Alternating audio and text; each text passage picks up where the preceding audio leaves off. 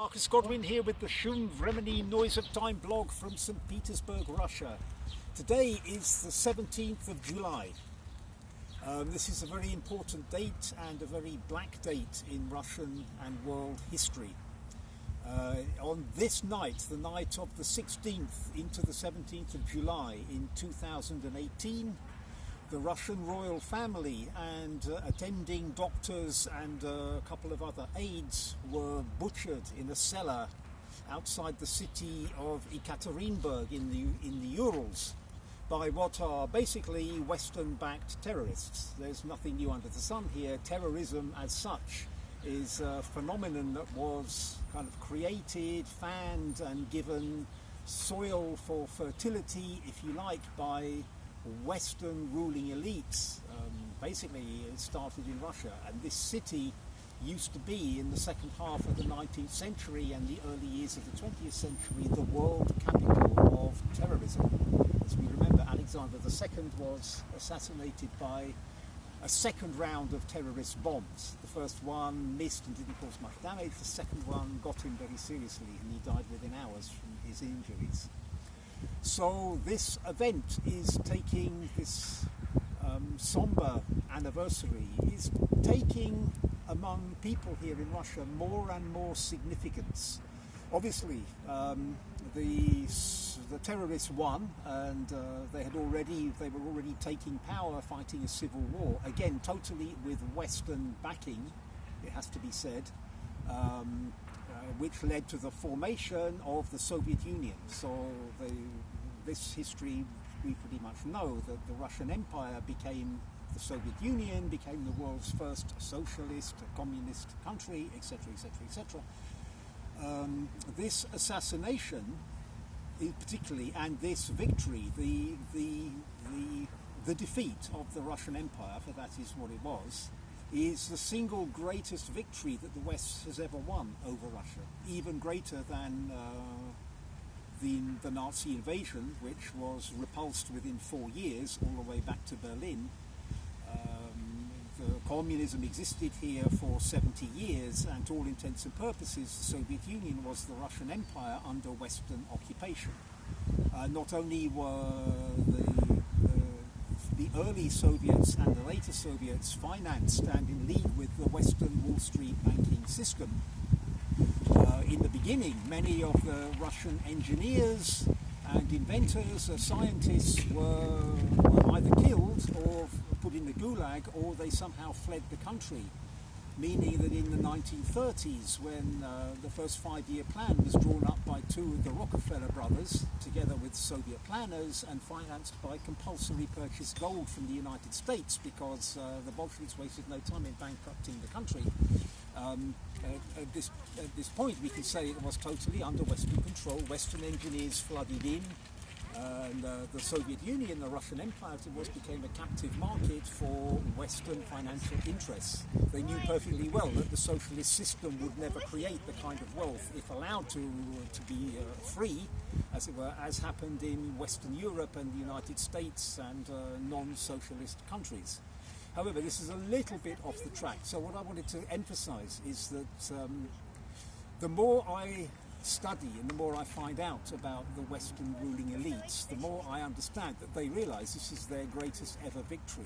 The assassination of the Russian royal family, that's of the Tsar, his wife, 4 daughters and a son. This was the systematic and satanic destruction of the Christian family. This family represented was the embodiment on earth of the Christian family. We can see absolutely clearly that the descendants of the people who financed that, the Western ruling elites, and these families, such as the Schiff family, for example, to name but one, Chase of Manhattan Chase Bank, etc., etc., etc., they are trying to undermine the Christian family and the family in general, also the Islamic, the Judaic, the Buddhist family, all over the world by every means they can. I have written an article about this subject, and it's more than 10,000 words, and you can find it on the Seika blog. It is called M817, the number 17, Nicholas II and the Western ruling elites' 1,000-year war on Christianity. This war dates all the way back to the Great Schism in 1054, when Catholicism became of its own, split away from the other four sees of the Holy Church, and became an independent and rogue and in many ways fake Christianity. Again, I've said this before and I'm saying it again, I'm not insulting 1 billion Catholics around the world or millions of Protestants. Most of you were worshipping in innocence. But the fact of the matter is, even John Paul II, the best pope we've had in recent years, in recent decades, said publicly that there are satanic practices going on right here in the Vatican. Then a lone wolf shot him. Then, when that didn't work, the Italians gave him dirty blood, apparently, and he nearly died from that. So I guess he was saved by a divine miracle, or whatever, which is something I 100% believe in. It seems to me that, again, I grew up in this post-industrial revolution, supposedly rational society that we were all taught exists and so on, and kind of God and the devil was kind of like a fairy tale. It's kind of like dragons and princes, in ancient stories and so on and so forth. I've really come to the conclusion that the truth is that God 100% exists and can change and can do anything he wants, like destroy the world like this, and the devil can also do it. And you have to go through a certain fairly complicated rituals either way. The rituals in the Russian Orthodox Church are very complicated and detailed for a good reason. This is the only way you can truly connect with the divine presence of God. Unfortunately, Luciferians for millennia have understood that the devil can also give them power, wealth, literally change things, destroy other cities, whip up a storm to sink the Spanish Armada, so on and so forth, if you perform the right kind of rituals. Now, I'm not going to go into here what those rituals entail. You can find this online, probably later on I'll do this. But it's for this reason I've come to the conclusion that the Russian Revolution in general, and Nicholas II, his family, the truth about pre-revolutionary Russia, and his assassination are the most lied about events in all of history. And it's vitally essential for the Western ruling elites that this lie continues, that the truth does not come out. More than any other event, more even than the Second World War, or this is the very cutting edge, the pivot on which truth and falsehood hinges in society. It's, of course, as I mentioned earlier, Russian people were then brought up in the Soviet Union with this Soviet Western education based on this rational Western idea of socialism as defined primarily by Marx and Engels.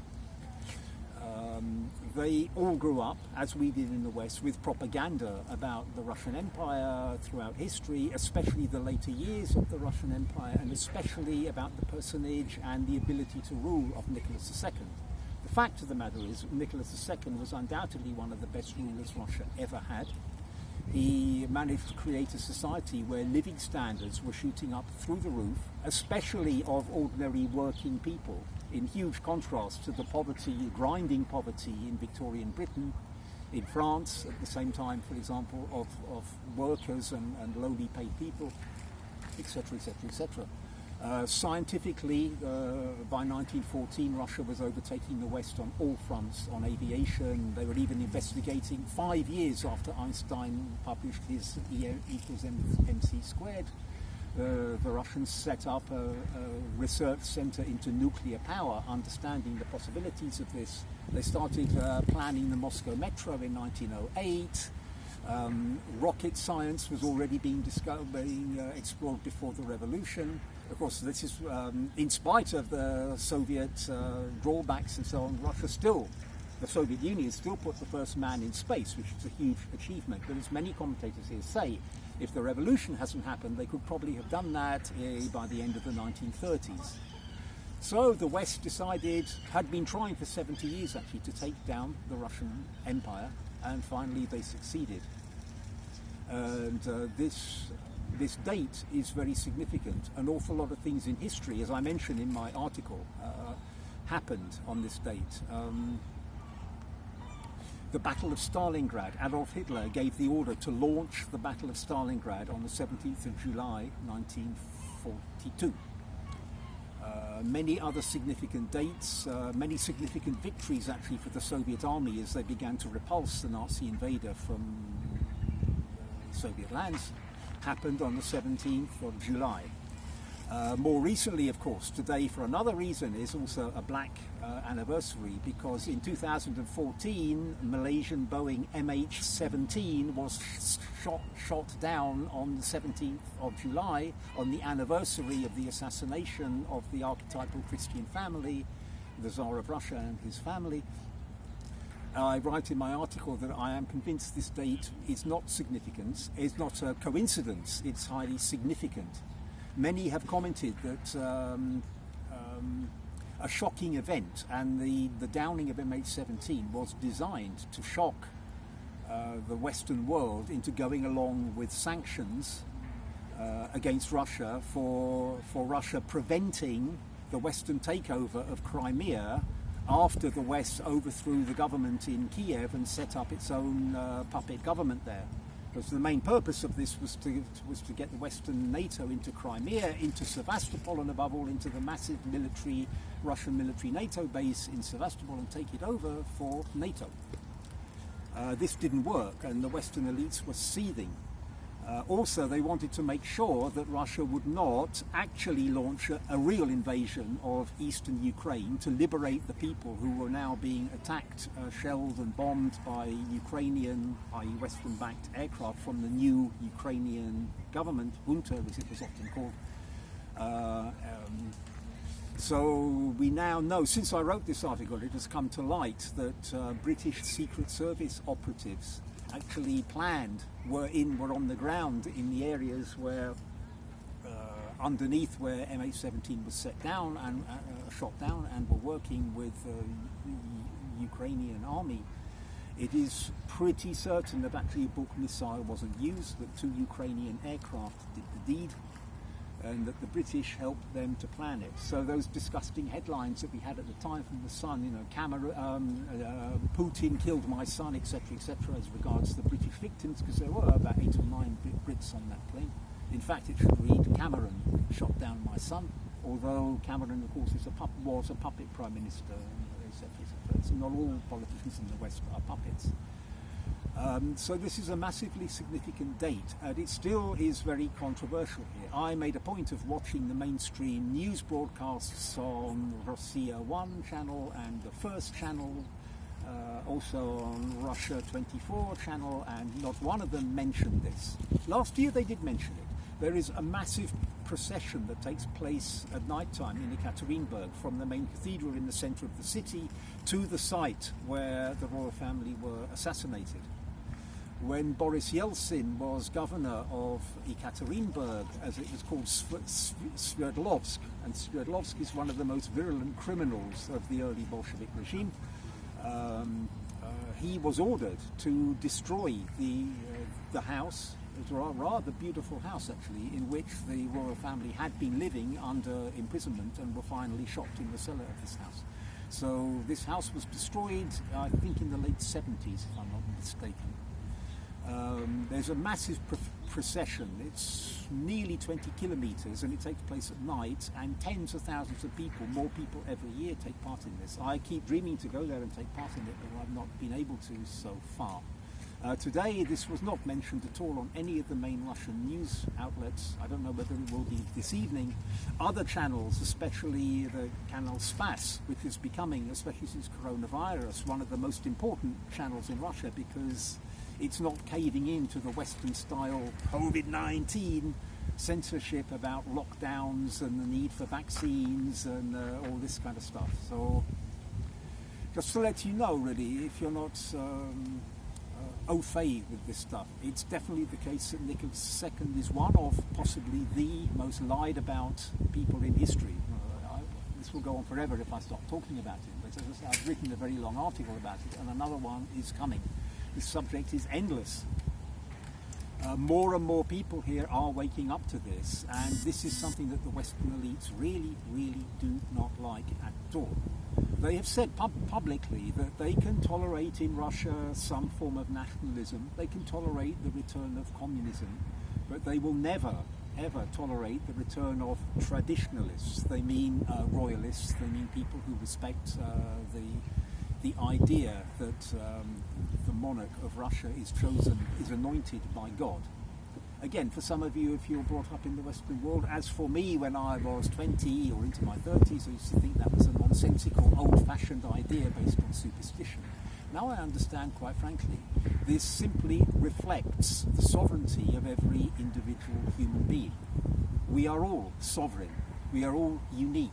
There is not one person, not even the most supposedly boring or inconsiderate or selfish or egoist person that we may want to look at and judge and point the finger at. There is not one person whom we have the right to get rid of in order to make some future plan or some better future for somebody. This style of monarchy, which was true monarchy, which we had in Russia, which it does not exist in Great Britain now, or Holland, or Norway, or Denmark, or any of these Western European monarchist, half Rothschild bred now, fake monarchies. It represents the sovereignty of every individual human being. All forms of modern collectivization, the earlier collectivization, including Catholicism and so on, would exterminate people who did not conform. It's really that simple. So this is why the Western elites go to a huge amount of trouble. So, for example, a couple of years ago we had a royal wedding on the 19th of May. That prince, Prince Harry, has now kind of defected from the royal family because he doesn't want to be in their